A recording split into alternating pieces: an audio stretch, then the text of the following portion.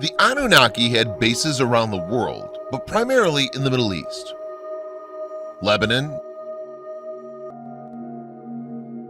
Israel, Egypt, Iraq, and also in India and South Africa. There are many artifacts that still exist in Iraq, but they're not allowed to be seen. As you might expect, much of the artifacts and ancient texts that told us of their existence were held in the Baghdad Museum. Until the early 2000s, that is. In the wake of the invasion of Iraq in 2003, the museum in Baghdad, where much of these ancient relics and clay tablets were stored, was plundered and robbed of nearly all its contents. While some of the relics were undoubtedly taken by looters who would scavenge anything they could get their hands on, much of it seemed to have been whisked away by an organized military presence. The curators of the museum were responsible for some of these, which were essentially salvage operations. Other relics, however, have since completely vanished. In particular, clay tablets that held information dating back thousands and thousands of years. Some conspiracy theorists will tell you that this information has disappeared purposely and for a reason. Is it possible that these missing artifacts may have contained information regarding the origins of human beings on Earth? Many people have also noted how a lot of the old Mesopotamian relics and deities are almost identical to other ancient civilizations, despite having no known contact with each other. Would this suggest that most, if not all, creation stories, and indeed the births of most religions, trace back to one source, the Anunnaki? The story of missing artifacts is an interesting story and may feature in a future documentary, but for now we must move on as there is much information to be considered as we uncover the secrets of mankind's hidden history.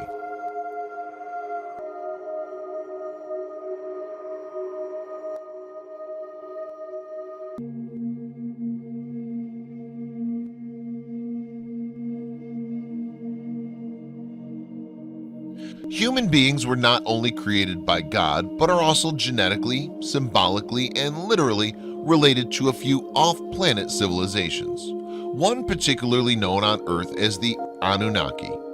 If you believe humans evolved solely from apes, why then are there still apes? Our story of human life on Earth is often told as creation myths, the planets in the heavens. But these myths were based on facts. This is why, around the world, we see the same tales of how one God was instrumental in assisting humanity during creation, the Great Flood, bringing knowledge to humanity. All cultures have their own creation stories of the gods and goddesses being on ships that came from the skies, often wearing masks or strange clothing, and possessed some amazing abilities. All over Earth, we also share similar artwork, music, and technology, largely based on extraterrestrial activity and intervention. From Lemuria to Atlantis to Sumeria to Egypt, much of what we attribute to the Anunnaki was not their own doing. For instance, the Anunnaki were limited in their abilities, yet were given credit for doing things that were done by other alien species. But as human beings saw the Anunnaki as gods and goddesses, they naturally transferred credit to the Anunnaki, because they were more tangible, something they could see, make an image of, and so forth. Although this may not be for everybody, but with our connections to extraterrestrials, it may be of huge value to examine our past in this particular way. Because when we remember more of who we are, why we continue to repeat the patterns without understanding them, then we can be more of our whole selves in a way that is free from old baggage. We can have clear knowledge of ourselves, accept ourselves, and create what we want to have for our future. If you want to know what the Anunnaki look like, one easy way is to see the crop circle from 2001 called the First Chilbolton Face in Hampshire. Mention the name Anunnaki to some people, and deep within them something stirs. A memory of Earth and Mars, and often there's anger, fear, pain, and confusion about the Anunnaki. People seem to like to blame them for all of Earth's problems. Some people remember being part of their family for better or worse. And yet others don't want to hear anything about them because it dredges up feelings they'd rather avoid or deny. There are stories from people who think the Anunnaki are vicious reptilians who have been battling for control over the earth for the last 500,000 years, and they call all the shots while we sit here like helpless pawns.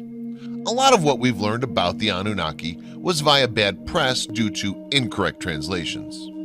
There were different Anunnaki factions, and there were aliens who gave the impression they were Anunnakis.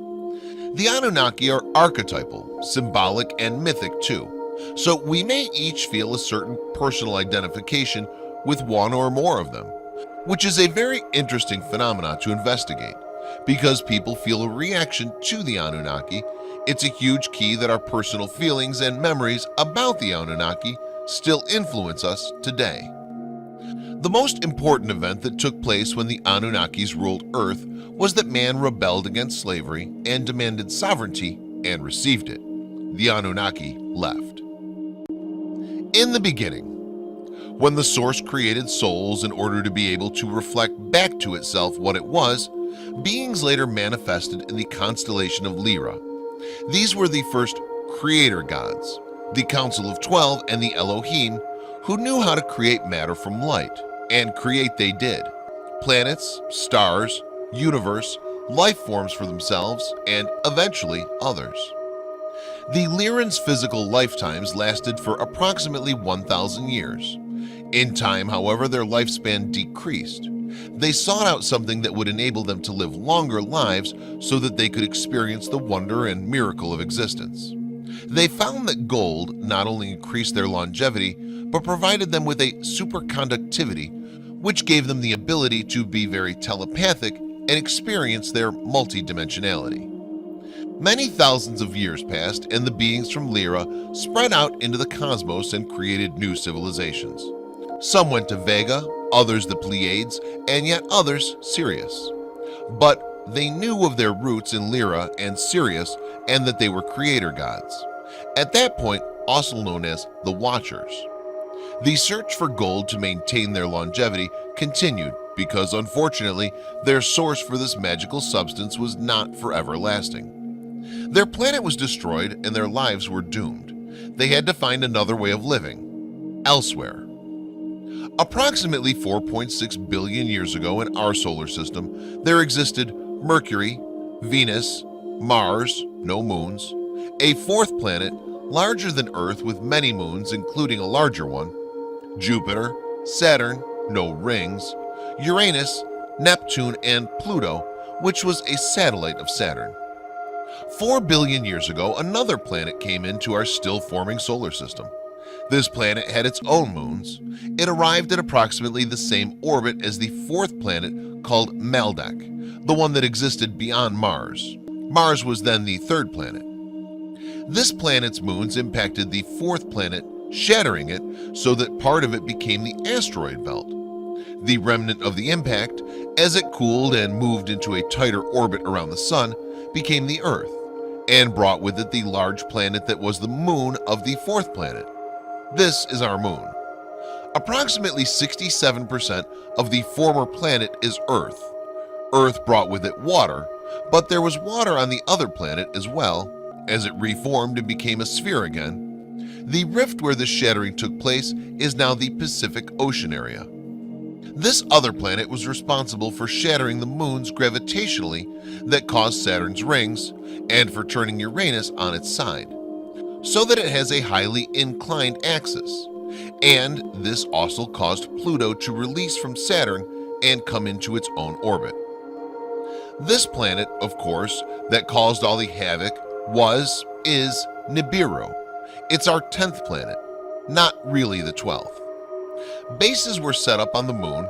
Mars moon, Phobos and Deimos are remnants of that original impact that created the asteroid belt. These moons have been used for bases and minerals and water.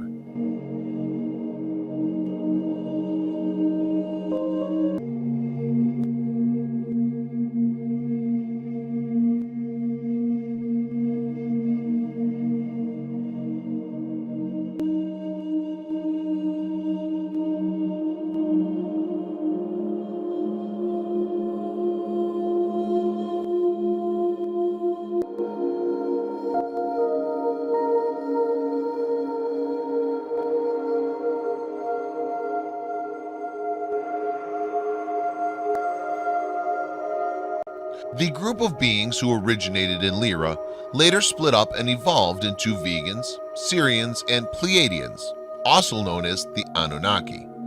This particular group is attributed to having their own satellite. Their planet, which is partially artificial, was considered to be Nibiru. However, Nibiru is not really the home of the Anunnaki. Sirius was.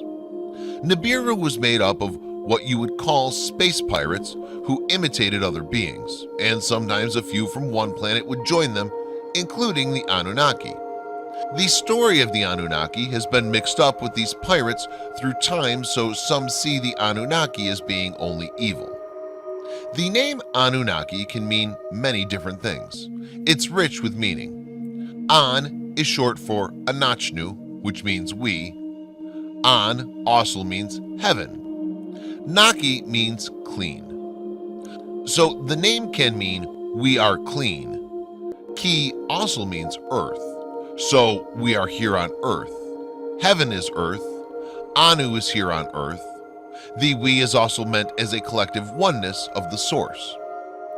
They were tall, giant. In Hebrew, the word for giant is anakim, and have also been called the Nordics or blondes, even though not all of them had blonde hair or blue eyes. It's easy to see their Lyran and Syrian roots in their appearance. They also glowed a golden color.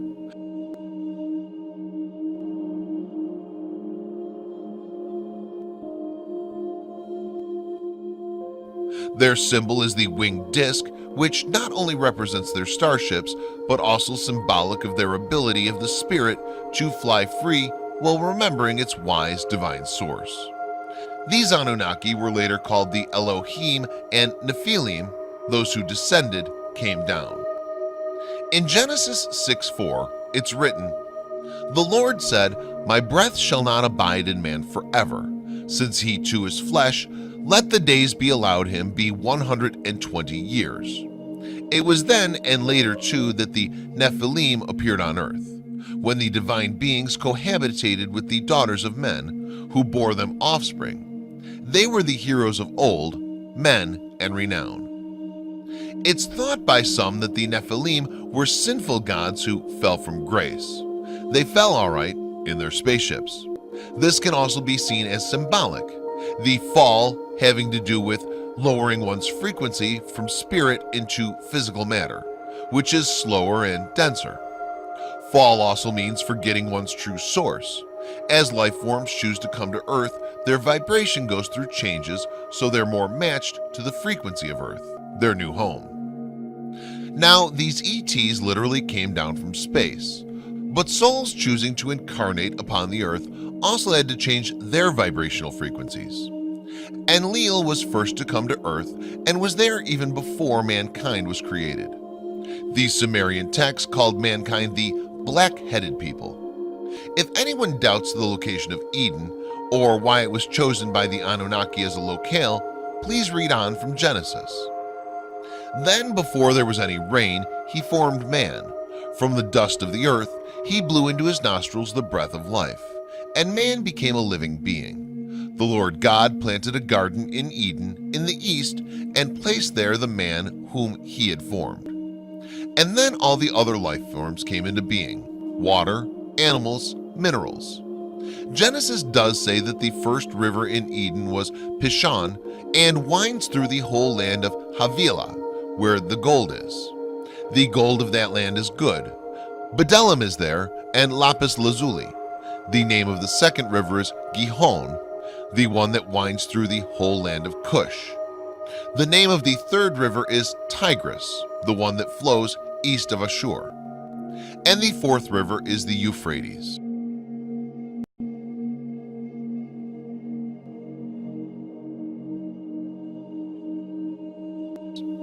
This is part of Earth's story and occurred after there already was life on Earth. Hominid beings. Hominids are distinctly human-like creatures, different from apes or chimpanzees. The Anunnaki came to Earth for a haven for themselves and found it rich with gold, copper, silver, and other minerals. They felt that here was their last chance for longevity, survival, and the gold was the best conductor of energy, which had many important uses. They mined gold for a very long time, hundreds of thousands of years by our standards. For theirs, only a few weeks have passed.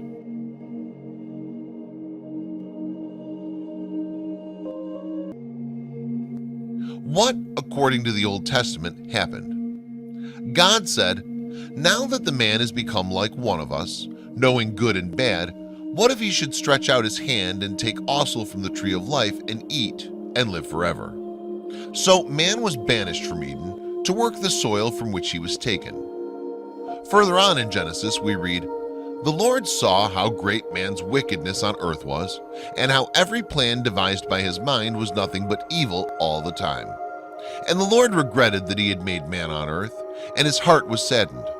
The Lord said, I will blot out from earth the men whom I created, men together with beasts, creeping things, and birds of the sky, for I regret that I made them." But Noah found favor with the Lord. "For my part, I am about to bring the flood, waters upon the earth, to destroy all flesh under the sky, in which there is breath of life. Everything on earth shall perish, but I will establish my covenant with you, and you shall enter the ark with your sons." The ark was symbolic and literal, not only a ship, but a covenant. Stephanie Daly, author and translator, states from her book, Myths from Mesopotamia, Creation, the Flood, Gilgamesh, and Others from 1991, that in the Epic of Creation, the epic which explains the history of the cosmos and the Anunnaki as creator gods, the key element involves the possession of the Tablets of Destinies. In Daly's own translation of the epic, Tiamat is a female who is plotted against by her own family, and then has the tables turned on her by her lover Kingu, Quingu or Zu, and the Anunnaki, after she gives him the Tablets of Destiny, the Anu power. Ea, married to Damkina, overhears the plot and takes the fate into his own hands, slaying Apsu and Mummu. Afterwards, he rested in his own quarters and named them Apsu and made his home there.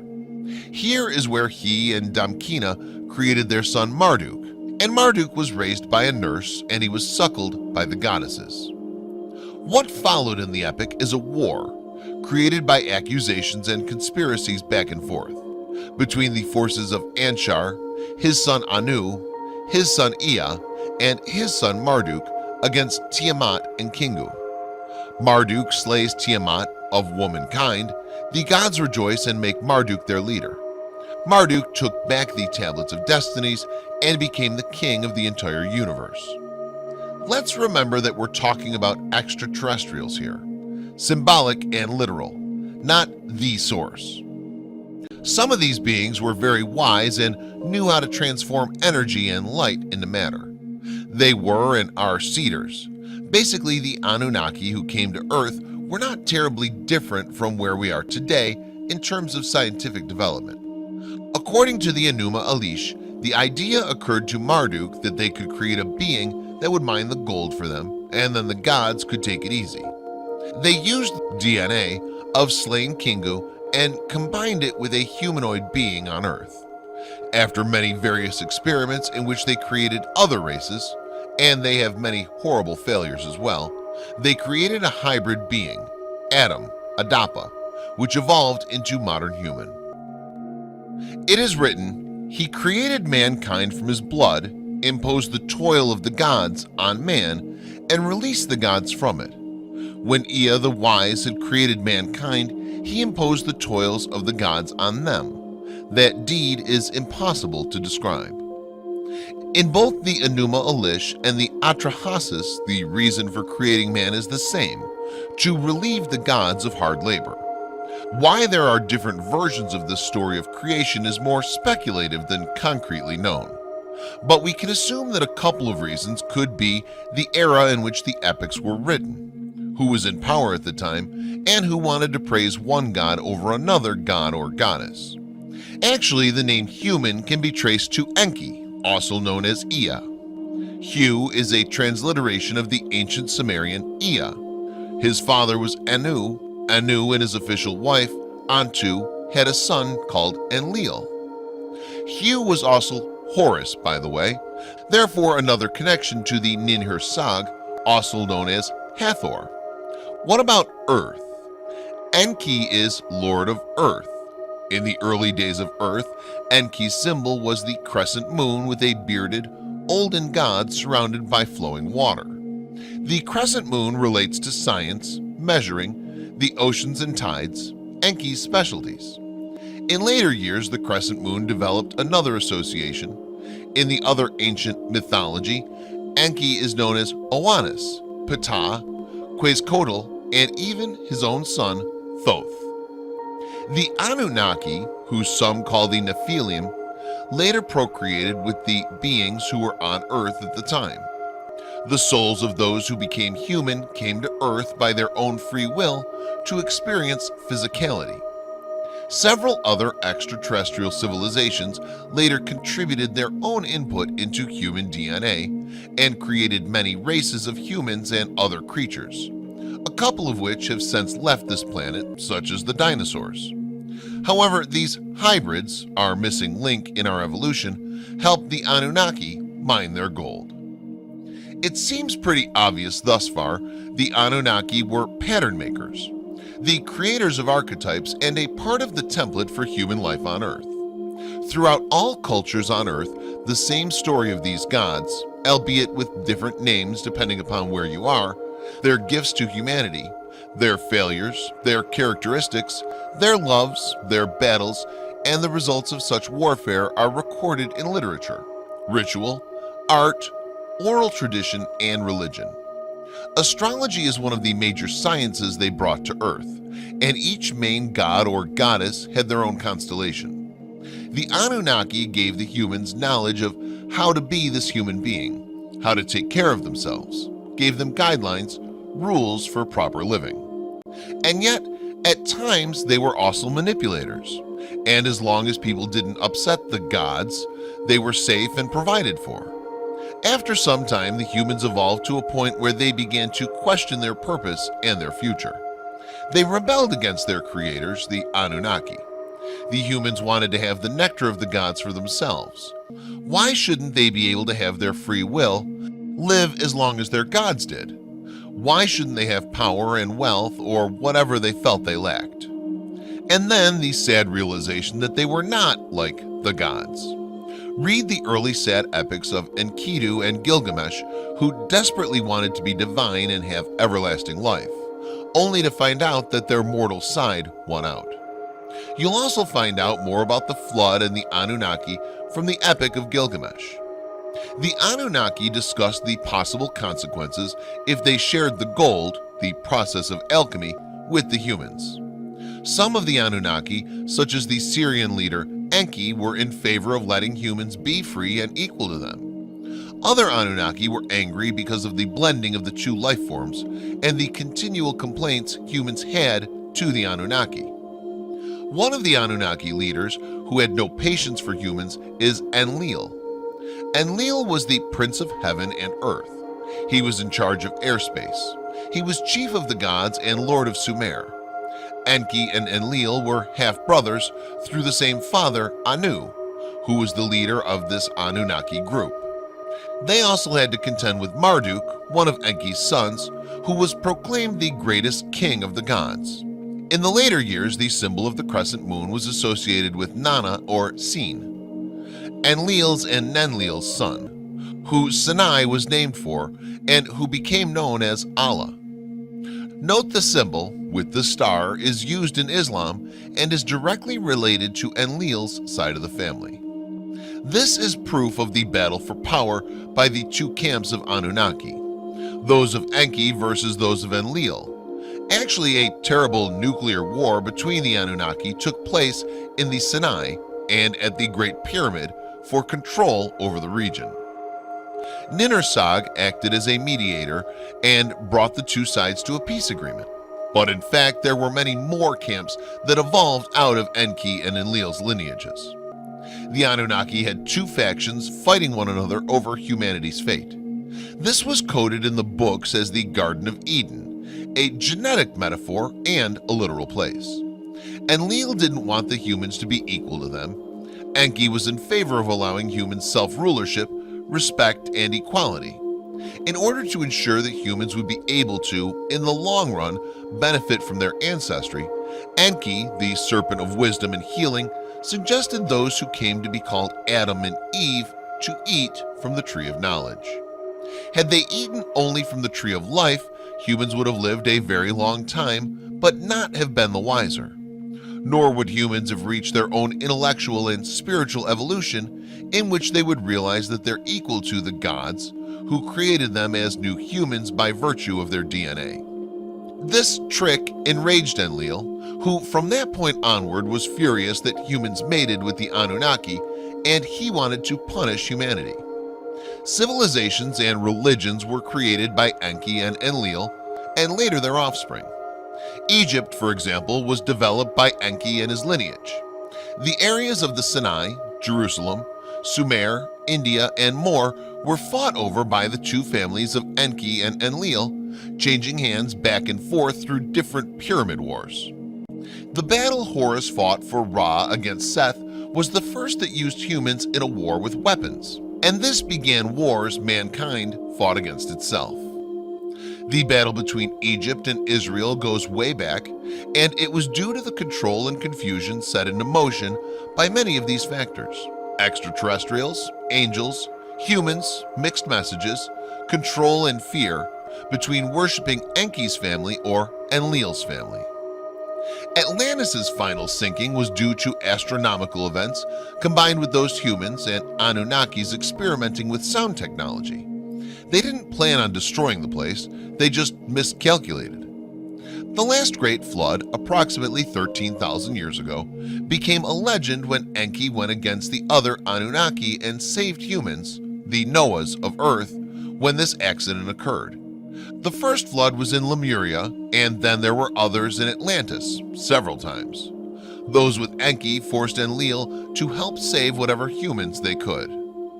Enki, having felt completely disgusted and disappointed by Enlil's fierce control, left Earth during the Exodus. Moses, in confusion as to who he was speaking with on the mountain. The 10 Commandments were supposedly dictated to Moses, and he wrote it down, after he was taught the Hebrew alphabet and language, which he would later teach to his people. Have you ever noticed how at this point in the Bible, Adonai is no longer mentioned, and YHWH, Jehovah, Yahweh, is? And yet everyone thinks they're the same God. Just who is this Jehovah, YHWH? Jehovah was an agent of Enlil. Not long after the Exodus, the other Anunnaki left their earthly influence, and their secrets of transforming gold into the powerful substance that allowed their longevity and spiritual abilities also vanished. Their knowledge about life was held in the hands of very few, who began to abuse it and became greedy. Then, in time, humans who remembered died or disappeared.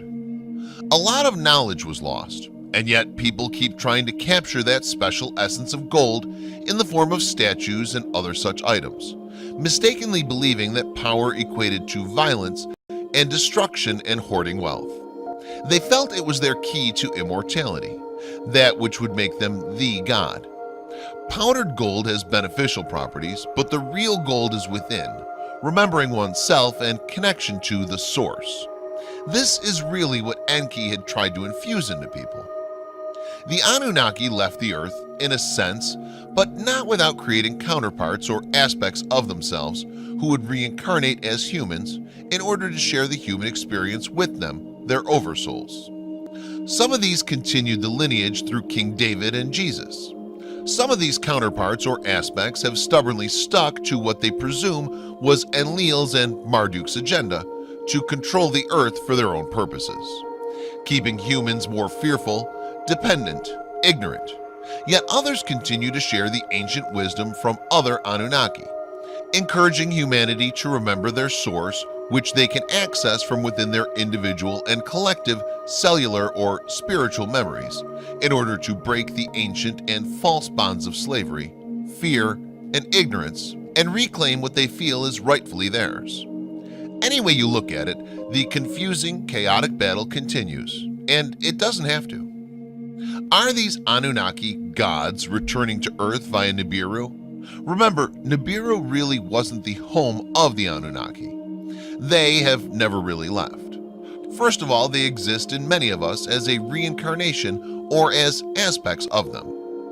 And as a human civilization, we've finally reached the understanding that we are more than ETs or humans, and we do have free will and choice. We can decide how we want our experiences to be. Secondly, time exists in the third dimension, but not beyond, so one can argue that everything is happening right now. But honestly, that doesn't always change what already happened in our past. All that matters is now. Don't make a big deal about the return of Nibiru. If you're looking for a savior, look to yourselves. And if one day the Anunnaki, will we still be playing out old dramas and wars? Will we be able to greet them as equals? Will we even want them to be here? Will we care either way? Is it even possible for these old Anunnaki to return here and be as they once were?